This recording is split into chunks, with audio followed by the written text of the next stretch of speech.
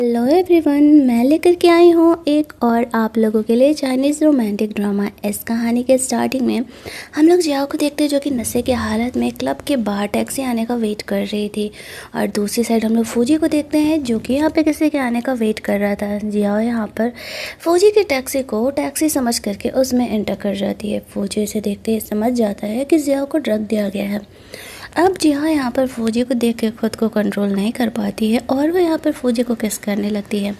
फौजी का ये फर्स्ट टाइम था और उसने कभी कुछ ऐसा नहीं किया था। उसका सेक्रेटरी आता है फौजी को बिजी देख करके, वो बाहर ही वेट करने लगता है और फिर फौजी और जिया यहाँ पर इंटीमेट होते हैं। उसके बाद जिया वहाँ से निकल करके चली जाती है। इस बात को 1 महीने बीत जाते हैं जहाँ पर कि जियाओ को हम लोग देखते हैं वो एक कॉफ़ी शॉप में काम कर रही होती है। इससे पता चलता है कि वो प्रेग्नेंट है। वो सोचती है कि जिसका ये बेबी है एटलीस्ट उसे ये बात पता होना चाहिए, भले ही वो खुद ही इस बेबी को खुद पालने का डिसाइड करती है। इसके बाद हम लोग देखते हैं कि वहाँ पर अपना ऑफिस टाइम कंप्लीट करने के बाद जैसे ही वो घर जाती है तो उसके मॉम डैड उस पर बहुत ही ज़्यादा भड़क रहे होते हैं। यहाँ पर हमें पता चलता है कि एक्चुअल में जियो की जो फैमिली थी ना, जिसकी कि वो असली डॉटर है, काफ़ी सालों बाद आज उन लोगों ने उसे ढूंढा था। लेकिन वो लोग यहाँ पर जियो को ढूंढने के बाद भी लिली जो कि उसकी सौतेली सिस्टर थी और इन लोगों ने लिली को अडॉप्ट किया था, वो लोग उससे ही ज़्यादा मान रहे थे क्योंकि वो काफ़ी सालों से इनके साथ है। जब इस तरीके से जियाओ को वो लोग घर लेकर के आते हैं तो कहते हैं कि भले ही तुम हमारी बायोलॉजिकल डॉटर हो लेकिन लिली को हम ज़्यादा प्यार करते हैं क्योंकि लिली यहाँ पर इतने सालों से हमारे साथ है। जियाओ को इस चीज़ में कोई प्रॉब्लम नहीं था क्योंकि वैसे भी जब यहाँ पर इतने सालों से वो बिना मॉम डैड के प्यार के रही है तो आगे भी वो अपनी ज़िंदगी काटे लेगी। आज यहाँ पर उसके मॉम डैड उस पर इसलिए गुस्सा कर रहे थे क्योंकि पहले गू नाम के एक बंदे से इस घर की असली डॉटर का एंगेजमेंट फिक्स हुआ था। अब जिया तो थी नहीं तो वो लोग यहाँ पर लिली को उसकी फियोंसे बनाने के लिए तैयार थे। लेकिन कुछ महीने पहले गू एक एक्सीडेंट में फंस जाता है और वो क्रिपल्ड हो जाता है। इस वजह से लिली अब यहाँ पर उस बंदे से एंगेजमेंट नहीं करना चाहती थी और वो लोग कह रहे होते हैं कि वैसे भी जियाओ तुम इस घर की असली डॉटर हो और यहाँ पर तुम्हारी ये शादी उस बंदे से सेट हुई थी तो तुम्हें उससे उसका एंगेजमेंट करना चाहिए। जियाओ कहती तुम्हें क्या लगता है कि मैं इतनी उल्लू हूँ, मुझे पता नहीं है जब यहाँ पर गू का एक्सीडेंट हो गया तब तुम लोग यहाँ पर इस तरीके से मुझे उससे एंगेजमेंट करने के लिए कह रहे हो। यहाँ पर जिया उससे एंगेजमेंट करने से साफ मना कर देती है। उसके फादर उसे कहते हैं तुम्हारे पास 2 ऑप्शन है, या तो तुम गू से शादी करो या तो फिर हमसे रिश्ते नाते तोड़ दो। अब उन्हें लगा था कि ऐसा सुनने के बाद जियाओ यहाँ पर उस बंदे से एंगेजमेंट करने के लिए रेडी हो जाएगी। लेकिन यहाँ पर जियाओ कहती है कि ठीक है, जैसी आपकी मर्ज़ी, मैं आपसे सारे रिश्ते नाते तोड़ने के लिए तैयार हो। और फाइनली वो ये घर छोड़ करके वहाँ से चली जाती है। अगले दिन वो कॉफ़ी शॉप में फौजी से मिलने जाने के लिए सोचती है क्योंकि उसे भी तो पता होना चाहिए कि एक्चुअल में जिया उसके बेबी की मॉम है। जिया ने डिसाइड किया था कि वो अकेले ही इस बच्चे को पालेगी। ऐसा सोचते हुए वहाँ से निकलती है। दूसरी साइड हम लोग फौजी को देखते हैं जो कि उस लड़की को ढूंढ रहा होता है अपने सेक्रेटरी के थ्रू, क्योंकि उसने फौजी का फर्स्ट टाइम जो इस तरीके से लिया था इसी वजह से उसका सेक्रेटरी से कहता है कि हमें उस लड़की को ढूंढने की ज़रूरत नहीं है, वो खुद ही हमसे मिलने के लिए आई हुई है। यहाँ पर हम लोग देखते हैं कि जिया फौजी से मिलने के लिए आती है तो फौजी उसे देखते रह जाता है। शायद वो उसे लव एट फर्स्ट साइट हो गया था जिया से। फौजी उसे कहता है कि क्या वो यहाँ पर उससे कंपनसेशन लेने के लिए आई हुई है। तो जिया कहती है कि नहीं, मुझे तुमसे कोई कंपनसेशन वगैरह नहीं चाहिए। उसका सेक्रेटरी यहाँ पर जिया को बताता है कि एक्चुअल में वो फौजी का फर्स्ट टाइम था और जिया को जो भी कंपनसेशन चाहिए फौजी उसे देने के लिए तैयार होगा। जिया कहती है कि मैं बस यहाँ पर तुम्हें ये बताने के लिए आई हुई हूँ कि एक्चुअल में मैं तुम्हारे बेबी को प्रेग्नेंट हूँ। डोंट वरी, मैं बेबी को लेकर के तुम्हें क्लिंगी नहीं होने वाली हूँ। मैं यहाँ पर सिर्फ तुम्हें ये इन्फॉर्मेशन देना चाहती थी कि मैं तुम्हारे बच्चे को लेकर के प्रेग्नेंट हूँ और इस बच्चे को मैंने खुद ही पालने के लिए सोचा हुआ है। अब फौजी सोचता है कि मैं इतना ज़्यादा रिच हूँ फिर भी जिया उसे क्यों रिजेक्ट कर रही है। ये बात जानने के बाद कि वो फौजी के साथ इंटीमेट हुई थी और उसके बच्चे की माँ बनने वाली है तो वो तो आराम से यहाँ पर उससे शादी वादी कर सकती है, फिर भी वो उसे मना कर रही है। तो यहाँ पर खुद ही जिया को शादी करने का ऑफ़र कर देता है और जिया यहाँ पर उसे मना नहीं करती है क्योंकि बच्चे को उसका डैडी का प्रेजेंस मिलेगा ना, तो ऑब्वियस सी बात है इसी वजह से वो यहाँ पर उसे शादी वादी करने के लिए तैयार हो जाती है। रास्ते में वो फौजी से पूछ रही थी कि उसे तो बेबी बॉन्ड करने के लिए बहुत सारी लड़कियाँ मिल जाएंगी, तो फिर वो उसे क्यों चूज कर रहा है। फौजी उसे कहता है क्योंकि वो नहीं चाहता कि उसका बच्चा इस तरीके से नाजायज़ कहलाए। जियाओ को याद आता है कि फौजी भी अपने घर का नाजायज़ बेटा ही है और वो शायद इस दर्द को समझता है, इसी वजह से वो यहाँ पर जियाओ के साथ शादी वादी करने के लिए तैयार है। वो लोग इसके बाद फौजी के घर जाते हैं। आज वीकेंड था तो सिविल ब्यूरो बंद था, इसी वजह से वो जियाओ को अपने घर लेकर के जाता। बेस तरीके से सारे घर के मेड लोग जियाओ के आने का वेट कर रहे थे, लेकिन जियाओ को ये कुछ ज़्यादा ही ओवर लग रहा होता है। वो उसके सेक्रेटरी को कहती है दोबारा ऐसा नहीं करने के लिए उसे इतना ज़्यादा ओवर शो ऑफ नहीं पता है। फौजी यहाँ पर जियाओ को घर के अंदर लेकर के जाता है, जहाँ पर कि उसका अलग ही कमरा सेटल था। अगले दिन वो जियाओ को शॉपिंग करने के लिए लेकर के जाता है, जहाँ पर उसके लिए बहुत सारे ज्वेलरीज खरीदता है, बहुत सारे ड्रेसेस बाई करता है। जियाओ से कहती है कि इतने सारे ड्रेसेस की क्या ज़रूरत है, लेकिन फौजी कहता है नहीं, अब तुम मेरी होने वाली वाइफ हो, ऑब्वियस सी बात है कि तुम सारी चीज़ें ब्रांडेड ही पहनोगी। तभी वहाँ पर फौजी को ऑफिस का कॉल आता है और वो चले जाता है बात करने के लिए। जियाओ उनके सेक्रेटरीज को भी उनके साथ जाने के लिए कहती है, क्योंकि ये चीज़ें यहाँ पर बहुत ज़्यादा ही ऑकवर्ड हो जाएंगी इस तरीके से। तभी वहाँ पर हम लोग लिली को देखते हैं, जो कि अपनी 2 चमचियों के साथ उस शॉप में आती है शॉपिंग करने के लिए, और वो लोग यहाँ पर जियाओ को देख करके हंसते हुए उसका इंसल्ट करने लगती है कि लगता है जियाओ ने कोई शुगर डैडी बना लिया है।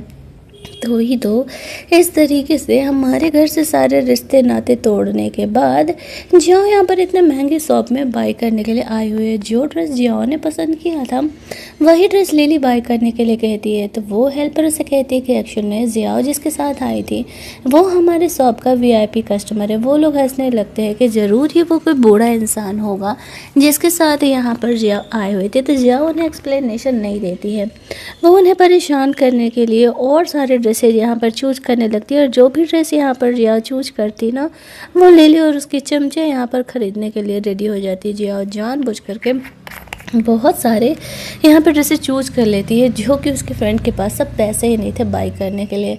जिया हंसते हुए वहाँ से जाने लगती है कि लगता है कि तुम्हारा पॉकेट मनी ख़त्म हो गया, मैंने कहा था ना मुझसे पंगा मत लेना।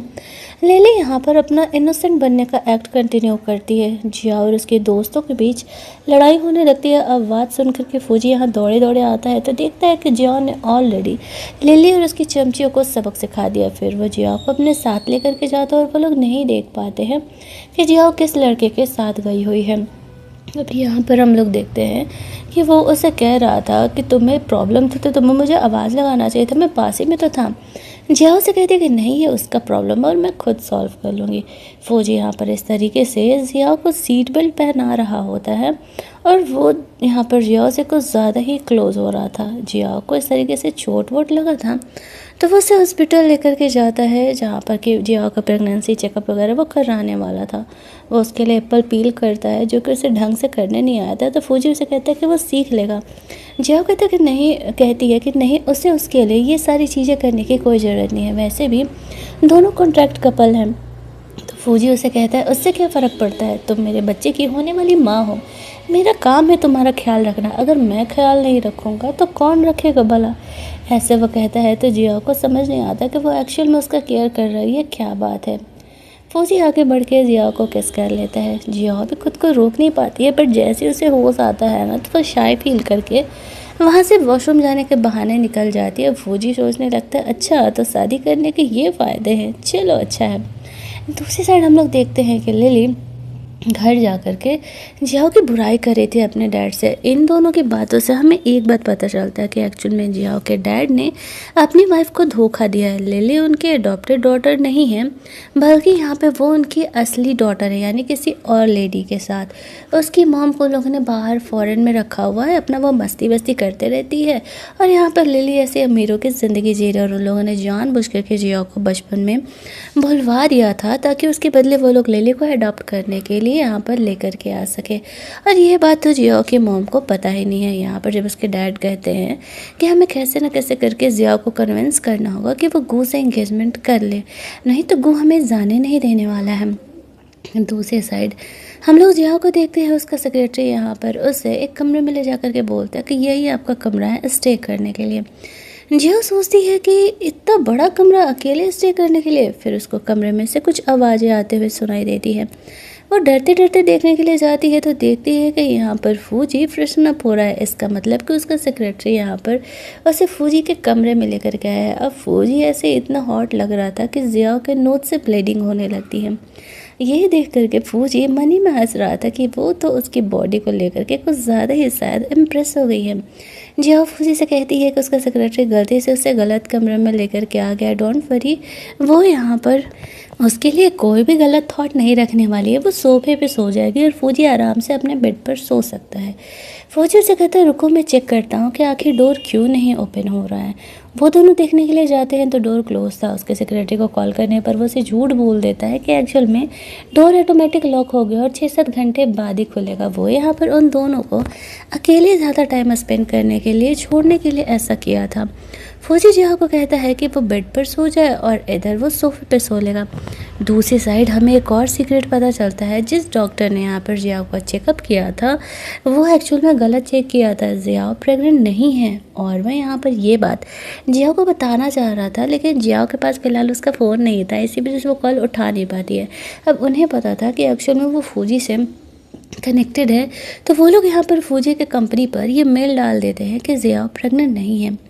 अगली सुबह जब ऐसे जिया सो रही थी तो फौजी जग करके उसे देखने के लिए जाता है। उसे देखते ही वापस से किस करने का मन करता है, लेकिन तब तक यहाँ पर जिया जग जाती है और वो देख करके काफ़ी एम्बेरस हो करके वहाँ से निकल जाती है। फ्लैशबैक की कहानी में हम लोग देखते हैं कि फौजी ने यहाँ पर जिया के बारे में सारा बैकग्राउंड चेक कराया हुआ था। बेचारी की ज़िंदगी तो कुछ ज़्यादा ही दयनीय थी और इसी वजह से उसे जिया पर काफ़ी तरस आने लगता है।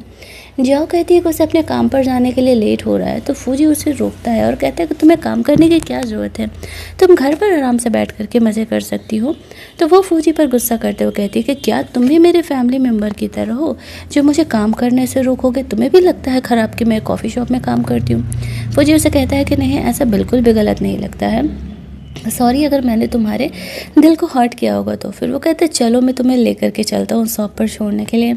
जिया जब फौजी के साथ जाती है तो वहाँ पर उसने बहुत सारे बॉडीगार्ड्स इस तरीके से हायर किए हुए थे और जिया को ये सारी चीज़ें बहुत ज़्यादा ही एम्बेरसिंग लग रहा था। जब वो वहाँ पर जाती है तो उसकी फ्रेंड देखती है कि उसकी तबीयत ठीक नहीं है क्या, तो जिया उसे कहती है कि एक्चुअल में वो प्रेग्नेंट है। ये बात सुनते उसकी फ्रेंड काफ़ी खुश हो जाती है। तभी वहाँ पर उसकी मॉम यहाँ पर लिली को लेकर के आई होती है और वो यहाँ पर जिया को कहती है वो उसकी असली डॉटर है और उसे घर चल करके गो से शादी करना ही होगा। जिया कहती है कि शायद आप भूल गई हो, मैंने आपके फैमिली से सारे रिश्ते नाते तोड़ लिए हैं और अब केवल लिली ही आपकी बेटी है, तो आप जाओ उससे कहो उस इंसान से शादी करने के लिए।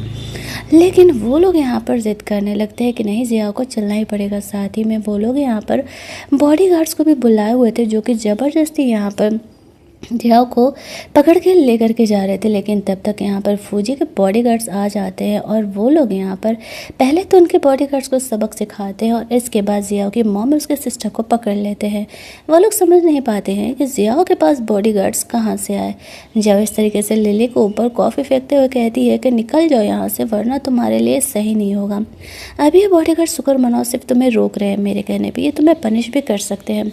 वो अपनी मॉम को वहाँ से जाने के लिए कहती है। उसकी मॉम उसे कहती है जो भी हो मैं तुम्हारी बायोलॉजिकल मदर हूँ। जिया कहती है बट मेरे रिश्ते नाते टूट चुके हैं आपसे।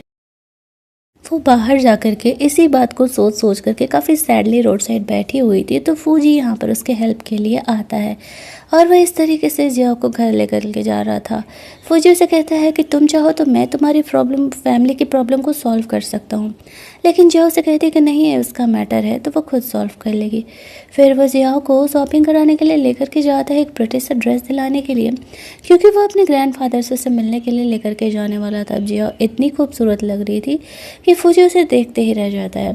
यहाँ पर फौजी जिया को जब मिलने के लिए लेकर के जाता है तो ग्रैंडफादर बहाने से उसे नहीं मिलना चाह रहे थे, क्योंकि उसे पता था कि वो जिया जो कि गरीब फैमिली से है उससे शादी वादी किया हुआ है। फौजी उसे कहता है कि देखो अगर उनसे कह दो कि अगर वो आज उनसे नहीं मिले तो फिर वो उससे कभी नहीं मिल पाएंगे।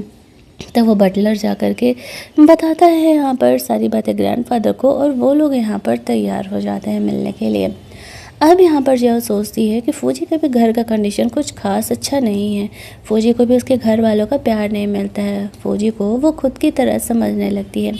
बटलर आकर के ग्रैंडफादर के पास लेकर के जाता है तो वो यहाँ पर थोड़ा सा जियाओ का इंसल्ट करने लगते हैं। तो जियाओ भी कहाँ ही कम थी, वो भी उन्हें पलट करके अच्छे से जवाब देती है, जिस वजह से कि यहाँ पर ग्रैंडफादर को गुस्सा आने लगता है कि जिया उससे बदतमीज़ी कर रही है। फौजी से कहता है कि जैसा आप बिहेव करोगे उसके साथ वो वैसा ही बिहेव करेगी ना।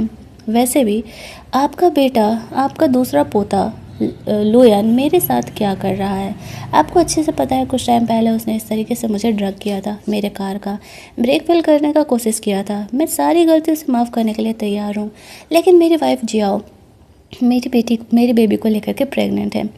अगर उसने उससे हाथ लगाए तो उसके लिए ठीक नहीं होगा। तभी यहाँ पर लुयन फौजी के घर आने लगता है। अब ग्रैंडफादर उसे लंच पर बुलाना चाहते थे, लेकिन फौजी इस चीज़ से भड़क जाता है।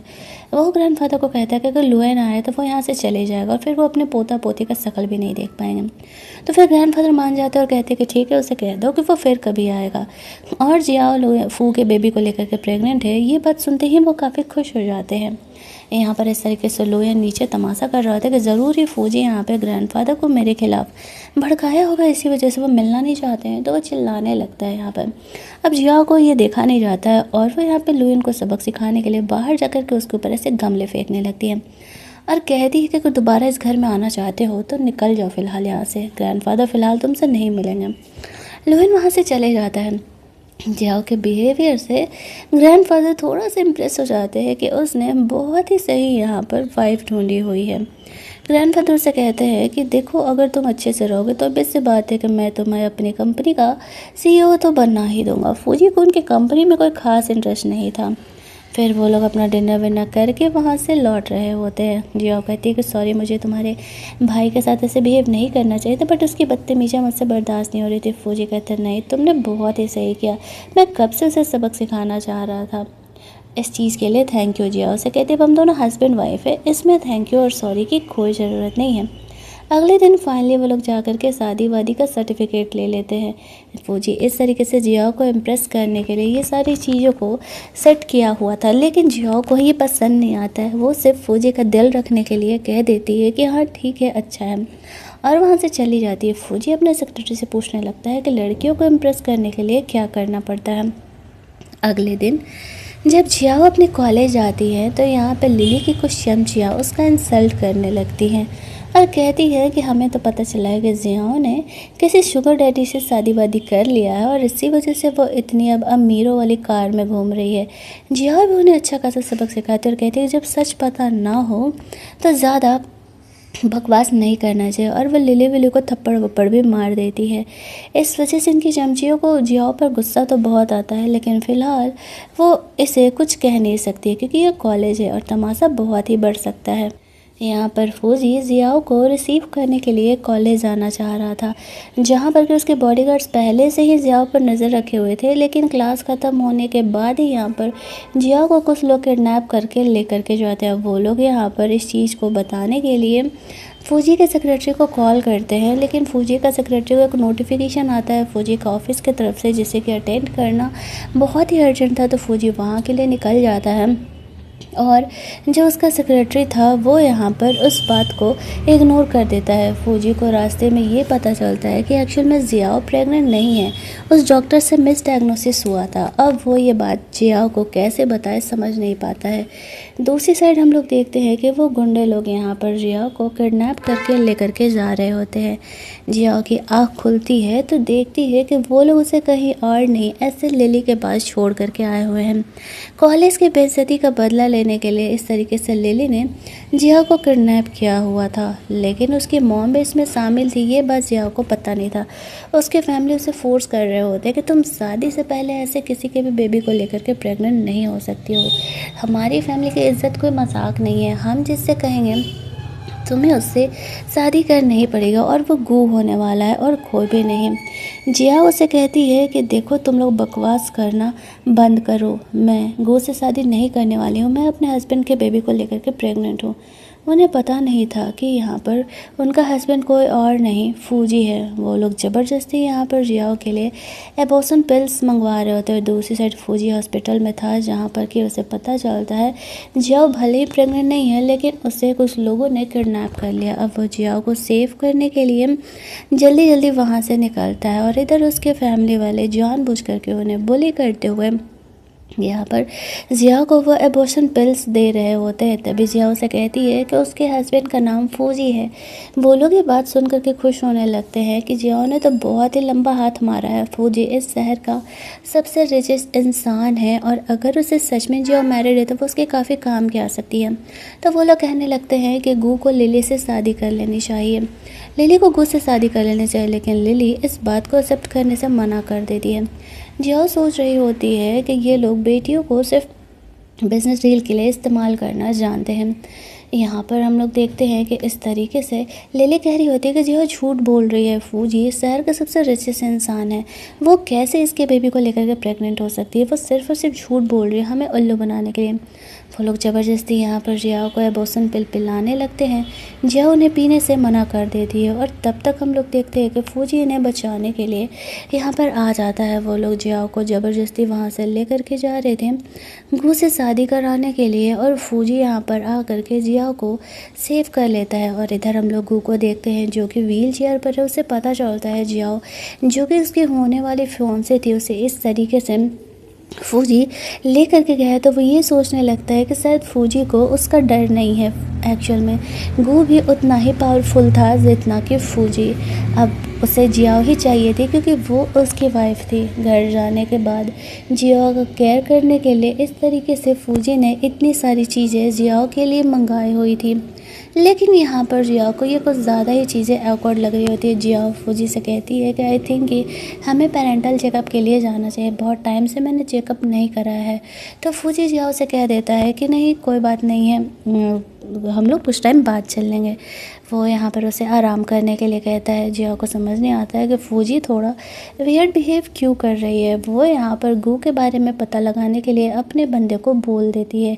आखिर ये गू कौन है जिसके पीछे इन लोगों ने इसे शादी कराने के लिए पीछे पड़े हुए हैं। दूसरी साइड फूजी यहाँ पर सोच रहा होता है कि अगर जियाओ को पता चला कि वो प्रेग्नेंट नहीं है तो क्या वो एक्चुअल में फूजी के साथ रहेगी, क्योंकि अब फूजी को जियाओ से प्यार हो गया था। और वो ये डिसाइड करता है कि वो जियाओ को किसी हालत में ये बात फ़िलहाल पता नहीं लगने देगा। उसका सिंगल सेक्रेटरी जो कि जन्म से ही सिंगल है वो आकर के फूजी को ज्ञान दे रहा होता है कि लड़कियों को कैसे पढ़ाते हैं। और फूजी भाई सब हमारे अपने सेक्रेटरी के बातों में भी आ जाते हैं। दूसरी साइड हम लोग फूजी को देखते हैं जो कि यहाँ पर जियाओ को लिली की तरफ से पार्टी का इन्विटेशन आया हुआ था, जहाँ पर कि वो लोग यहाँ पर जियाओ को लिली का एक अच्छे कॉलेज में एडमिशन हुआ है इस बात को भी खुशी मना रहे होते हैं। जियाओ कहती अब तो इस पार्टी में मुझे जाना पड़ेगा, वैसे भी मैंने इनके लिए कुछ ज़्यादा ही अच्छा सरप्राइज़ प्लान किया हुआ है। तो जियाओ रेडी हो करके उस पार्टी में जाती है। लिली उसे देख करके कह रही होती है कि वो यहाँ क्या कर रही है, और चलो अब आ ही गई है तो क्यों ना यहाँ पर वो उसकी खुशी देख करके जाए। किस तरीके से उसकी फैमिली ने यहाँ पर जब लिली का इस कॉलेज में एडमिशन हो गया तो इस तरीके से उसकी खुशी मनाने के लिए यहाँ पर पार्टी वार्टी अरेंज किया हुआ है। लिली उसे जियाओ से कहती है कि खुशी कितने टाइम के लिए चलने वाली है ये तो तुम्हें थोड़ी देर बाद ही पता चलने वाला है। अब यहाँ पर उसके फैमिली मेम्बर भी आते हैं जो कि यहाँ पे जियाओ को देख करके ये सोच रहे थे कि कहीं वो पार्टी में कोई पंगे वंगे भी तो मत क्रिएट करे। जियाओ कहती है अरे नहीं मैं तो बस आप लोगों के लिए यहाँ पर इस तरीके से सरप्राइज़ गिफ्ट लेकर के आए हुए हैं जो कि जल्दी ही आप लोगों को देने वाले और आपको बहुत ही ज़्यादा पसंद आएगा। और वो लोग यहाँ पर ये डिसाइड करते हैं कि ली के लिए कोई अच्छा सा ढंग का लड़का जो कि बिजनेस में उनका फ़ायदा भी करा सके उसे ढूंढ करके लिली की शादी वादी भी आज सेट कर देंगे। सबका बहुत ही लंबा चौड़ा प्लान था। जियाओ से कहती है हाँ सब होगा क्यों नहीं, लेकिन चलो पहले एक सरप्राइज़ देते हैं यहाँ पर। सबसे पहले तो लिली उन्हें बताती है कि एक्चुअल में उसका जिया उसे बताती है कि उसका इतने बड़े कॉलेज में एडमिशन हो गया, जिसका नाम सुनते ही लिली यहाँ पर हंसते हुए कहने लगती है कि तुमने पहले कभी इस कॉलेज का गेट भी देखा है, जो तुम ये ऐसे झूठ बोल रहे हो कि तुम्हारे इस कॉलेज में एडमिशन हो गया है। जियाओ यहाँ पर जैसे ही अपना एडमिशन लेटर उन लोगों को दिखाती है ना, तो फिर यहाँ पर उनका शकल ही बन जाता है। इसके बाद वो सबको बताती है कि लिली कोई टैलेंटेड नहीं है, उसने यहाँ पर कॉलेज के प्रिंसिपल को इस तरीके से ब्राइब किया है और तब जा कर के उसका एडमिशन हुआ है। तो सब यहाँ पर लिली को क्रिटिसाइज करने लगते हैं कि वो ऐसा कैसे कर सकती है, एक अडॉप्टेड डॉटर है इसीलिए ऐसा कर रही है। दूसरी साइड हम लोग देखते हैं कि वो अपनी मॉम के लिए एक सरप्राइज़ लेकर के आई थी। जिया और उसके डैड का रिकॉर्डिंग था, जहाँ पर कि उसके डैड उससे कह रहे थे कि लिली भी उनकी बायोलॉजिकल डॉटर है। इस बात को उसकी मॉम ट्रस्ट नहीं करती है, तो वो यहाँ पर अपनी मॉम को इस तरीके से वो रिपोर्ट दिखाती है, डीएनए रिपोर्ट, जिसमें कि लिली और उसके डैड दोनों कनेक्टेड थे। अब उसकी मॉम इतनी गरी थी कि वो ये सोचने लगती है कि एक्चुअल में लिली है उनकी बेटी है, जिया तो उनकी असली बेटी नहीं है। जिया कहती है गजब बेवकूफ़ लोग हमें तुम लोग, तुझे समझ नहीं आ रहा क्या तेरे पति ने तुझ पे चीट किया है, लिली तेरी असली बेटी नहीं है। अब ये बात जैसे उसकी मॉम के दिमाग में आती है तो वो अपने हस्बैंड की पिटाई विटाई करने लगती है। यहाँ पर पार्टी में अच्छा खासा तमाशा चल रहा होता है। फिर भी यहाँ पर जियाओ कहती है कि मैंने वैसे भी आपकी फैमिली से सारे रिश्ते नाते तोड़ लिया और मैं यहाँ पर यही अनाउंस करने के लिए आई थी कि आज से लिली ही आपके घर की असली बेटी होगी, तो उसका क्या करना है वो कर लीजिए। वैसा कहते हुए वो वहाँ से जाने लगती है। तो हम लोग गू को देखते हैं जो कि इस पार्टी में आया था, तो वह जियाओ को देख करके इम्प्रेस हो जाता है और जियाओ से उसका पहले का भी कनेक्शन था, इसी वजह से वो यहाँ पर उसे देख करके कुछ ज़्यादा ही इम्प्रेस था। इधर फूजी उसका सेक्रेटरी से बताता है कि जियाओ का इतने अच्छे कॉलेज में एडमिशन हो गया। तो फौजी यहाँ पर जिया को इम्प्रेस करना चाहता था, वो उसके लिए सरप्राइज़ वगैरह प्लान करता है। फिर वो जिया को उस पार्टी से घर लेकर के जा रहा था और कहता है कि जिया को कोई फिक्र करने की ज़रूरत नहीं है, आज से फौजी उसकी फैमिली बनेगा और कोई भी उसे बुली नहीं करने वाला है। जियाओ को वो अब भी बेबी के बारे में नहीं बताता है, लेकिन जियाओ बेबी के ही बारे में हमेशा बात करते रहती है। फौजी इस तरीके से जियाओ के लिए सरप्राइज़ गिफ्ट में नेकलेस लेकर के आया हुआ था और घर जाने पर इस तरीके से वो लोग बलून वगैरह से सब डेकोरेट किए थे, जो कि जियाओ को कुछ ज़्यादा ही चीज़ें लग रहा था, लेकिन वो फौजी का दिल रखने के लिए उसे बोल देती है कि ये बहुत अच्छा है। यहाँ पर दोनों के बीच कुछ रोमांटिक मोमेंट क्रिएट होते हैं और फिर जियाओ कमरे में चली जाती है, जहाँ पर कोई फौजी आता है तो वो इस तरीके से उसकी बॉडी को उतार रही होती है। तो वो जियाओ को छेड़ने के लिए बेड पर रखा हुआ लाइटर उठाते हुए कहता है कि बेड पर लाइटर रखना सेफ़ नहीं है। जियाओ खुद को कंट्रोल करते हुए कहती है कि ये बेबी तुम्हारे मम डैड कुछ भी नहीं कर रहे थे, फिक्र करने की ज़रूरत नहीं है। रात में जब जिया सो रही होती है तो फौजी उसे जाकर के बोलता है कि मैं तुम्हें कैसे बताऊँ कि तुम प्रेग्नेंट नहीं हो, तुम्हें जिस दिन पता चलेगा तो मुझे छोड़ करके चली जाओगी। अगली सुबह जिया यहाँ पर फौजी को देखते हुए कह रही होती है कि कल रात तो मेरे कमरे में आए थे क्या। बात करने के लिए फौजी घबरा जाता है कि कहीं जिया को पता तो नहीं चल गया। अगली सुबह जिया इस तरीके से अपने कॉफ़ी शॉप पर जाती है तो यहाँ पर फौजी के ग्रैंडफादर उससे मिलने के लिए आए हुए थे। जिया कहती है कि क्या आप फिल्मों की तरह मुझे पैसे ऑफ़र करने के लिए आए हो कि मैं यहाँ पर फौजी को छोड़ दूँ, बट अफसोस मैं फौजी को नहीं छोड़ सकती क्योंकि यहाँ पर बात बेबी का आ रहा है। ग्रैंडफादर से समझाते हैं कि नहीं, मैं नहीं कहने वाला ऐसा। हाँ, अगर तुम्हें पैसे की ज़रूरत हो तो तुम मुझे बता सकती हो। एक्चुअल में मैं यहाँ पर इसलिए आया हूँ क्योंकि मुझे पता चला कि तुम्हारा इतने अच्छे कॉलेज में एडमिशन हुआ है। फौजी तो मुझे कभी ये बात बताएगा नहीं।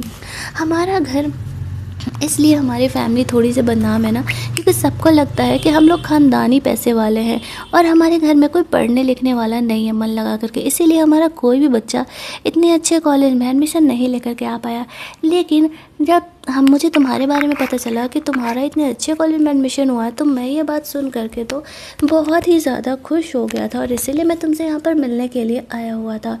वो यहाँ पर जिया को कहते हैं कि बस एक हैंडसम था और इंटेलिजेंट सा बेबी बॉर्न कर देने की, जो कि इसी तरीके से अच्छे से पढ़ाई लिखाई करे और हमारे ख़ानदान का नाम रोशन करे। जिया समझ नहीं पाती कि फौजी के ग्रैंडफादर का थॉट इतना अचानक से कैसे बदल गया। वो जिया को लंच कराने के लिए लेकर के जाते हैं और उसके लिए महंगे महंगे डिशेस ऑर्डर कर रहे थे। अब यहाँ पर हम लोग देखते हैं कि उसके ग्रैंडफादर के फ्रेंड भी यहाँ पर आ जाते हैं, जो कि हमेशा ही अपनी पोती का बड़ाई करते रहते हैं कि उसका एडमिशन इतने अच्छे कॉलेज में हो गया, और आज भी आकर के वो यही बकवास कर रहे थे। तो जिया यहाँ पर उसे कहती है कि बट अफसोस मेरा ना, जो कि मैं इनके घर की बहू हूँ, आपकी पोती से काफ़ी अच्छे कॉलेज में एडमिशन हुआ था, आपको फ़िक्र करने की कोई ज़रूरत नहीं है, और मैं उसके बेबी को भी लेकर के बॉन्ड करने वाली हूँ, जिस वजह से वो भी अच्छे कॉलेज में पढ़ाई करेगी। ये सुनते ही उसका फ्रेंड काफ़ी जेलस फील करने लगता है और वहाँ से चले जाता है। उसके ग्रैंडफादर कहते हैं कि तुमने बहुत अच्छा किया। यहाँ पर फौजी का कॉल आता है। जब उसे पता चलता है कि जिया ग्रैंडफादर के साथ है, तो उसे फिक्र हो रही थी कि कहीं ग्रैंडफादर उसे बुली तो नहीं कर रहे हैं। ग्रैंडफादर कहते हैं कि मैं कोई यहाँ पर जिया को बुली करने के लिए नहीं आया हूँ, मैं तो उससे खाना खिलाने के लिए लेकर के आया था और साथ ही में पेरेंटल चेकअप कराने के लिए लेकर के आया हुआ था। तो फौजी यहाँ पर खुद ही पेरेंटल चेकअप के लिए मना कर देता है और जिया को जल्दी जल्दी बुला लेता है। जब वहाँ से जा रही थी तो उसे ऐसा लगता है कि कोई वहाँ पर उसे फॉलो कर रहा है, और ये दोनों वापस से यहाँ पर जिया को किडनैप करके घर लेकर के जाते हैं, जहाँ पर कि हमें पता चलता है कि लिली ने यहाँ पर जिया को किडनैप कराया था, क्योंकि आज इस तरीके से वो उसका शादी गू से किसी हालत में कराने वाली थी। वो हंसते हुए कहती है कि देखो ऐसा है ना कि तुम्हें गू से शादी तो करना ही पड़ेगा, क्योंकि अब मेरी पूरी फैमिली पूरे तरीके से तुम्हारे पीछे पड़ गई, और तुमने जो ये झूठ फैलाया था ना कि तुम फौजी से मैरिड हो, इस चीज़ का भी आज पोल खुलेगा। यहाँ पर अब डायरेक्टली गू से मिल करके उसे ये चीज़ें समझाना चाह रही थी, इसीलिए वो यहाँ पर वीक होने की एक्टिंग करती है। तभी उसके मॉम डैड यहाँ पर आते हैं और कहते हैं कि जब तक गू से उसकी शादी नहीं हो जाती तब तक इस तरीके से जिया को डिसफिगर नहीं करने के लिए। फिर उसकी मॉम जाकर के गो से मिलती है और कहती है कि तुम्हारी होने वाली दुल्हनिया थोड़ी देर में यहाँ पर आने वाली है। जिया को लेकर के लिली वहाँ पर जाती है। इस तरीके से वो लोग यहाँ पर उसे व्हील चेयर पर बांध करके लेकर के आए थे। लिली यहाँ पर जानबूझ करके जिया को धक्का दे देती है, लेकिन गो उसे संभाल लेता है। जिया उसे कहती है कि एक्चुअल में मैं यहाँ पर तुमसे शादी के लिए मना करने के लिए आई हुई हूँ। ये बात सुनते ही गू शॉक्ड हो जाता है और कहते हैं क्यों, मैं व्हील चेयर पर हूँ इसलिए, डॉक्टर ने कहा है कि मेरे पैर रिकवर हो सकते हैं। ये सुनते ही लिली को लगने लगता है अरे अगर गू ठीक हो सकता है तो क्यों ना वही उससे शादी कर ले, बट फिलहाल वो उससे कुछ नहीं कहती है। जिया कहती है कि नहीं, इस वजह से नहीं, एक्चुअल में मैं मैरिड हूँ। तो गो से कहता है तो तुम डाइवोर्स भी तो ले सकती हो। जिया कहती है कि चांस ही नहीं है, मैं अपने हस्बैंड से बहुत प्यार करती हूँ। लेकिन गो से कहता है कि तुम्हें याद नहीं है, हम दोनों बचपन में फ्रेंड हुआ करते थे जब हम 4 साल के थे। तुम जिया से कहती है कि 4 साल की दोस्ती को तुम शादी तक लेकर के जाना चाह रहे हो, इसके बाद तो मैं तुमसे कभी मिले भी नहीं, और मैं यहाँ पर सिर्फ और सिर्फ अपने हस्बैंड से प्यार करती हूँ, और मेरा हस्बैंड फौजी है, मैं उसके बेबी को लेकर के प्रेग्नेंट भी हूँ। लेकिन गो इन सब बातों को मानने के लिए तैयार नहीं था। अब यहाँ पर लिली कहती है अब अगर जब जियाओ से शादी नहीं करना चाहती है तो मैं शादी कर लेती हूँ। गो का बटलर कहता है तुम नाजायज़ औलाद हो और तुम यहाँ पर गो की वाइफ बनना चाह रही हो। सब यहाँ पर लिली का मजाक उड़ाने लगते हैं कि जब उसे पता चला कि गो क्रिपल नहीं है, उसका पैर ठीक हो सकता है, तो अब वह यहाँ पर जियाओ की जगह लेना चाह रही है। मुद्दे के बात पर आते हैं जहाँ पर कि कोई यहाँ पर जियाओ की बात मानने के लिए तैयार नहीं था। इस तरीके से जियाओ सच में यहाँ पर फौजी से मैरिड है। और तभी हम लोग देखते हैं कि वहाँ पर फौजी जिया को सेव करने के लिए आ जाता है। गो से कहता है कि तुम मेरी दुल्हन को यहाँ से लेकर के जा रहे हो, मुझसे पंगा लेने का गलती मत करना। फौजी हंसते हुए कहता है ये तुम्हारी दुल्हन अभी बनी नहीं है, और दूसरी बात ये मेरे बच्चे की माँ है, तो तुमसे ज़्यादा हक मेरा इस पर है। ऑब्वियस सी बात है कि मैं ही इसे लेकर के जाऊँगा, मैं नहीं लेकर के जाऊँगा तो कौन जाएगा। गो यहाँ पर चाह करके भी फौजी को नहीं रोक पाता है, क्योंकि एक्चुअली यहाँ पर वो दोनों मैरिड थे। अब सब शौक हो जाते हैं कि सच में यहाँ पर फौजी और जियाओ मैरिड है। लेकिन फौजी यहाँ पर जियाओ को गू यहाँ पर इतनी आसानी से जियाओ को जाने नहीं देने वाला, और अब वो फौजी को यहाँ पर इस तरीके से बिजनेस में परेशान करने वाला है। अब जियाओ के बारे में जब उन्हें पता चलता है उनके फैमिली मेम्बर को कि वो सच में फौजी से मैरिड है, तो वो लोग उससे काफ़ी अच्छे से बिहेव करने लगते हैं।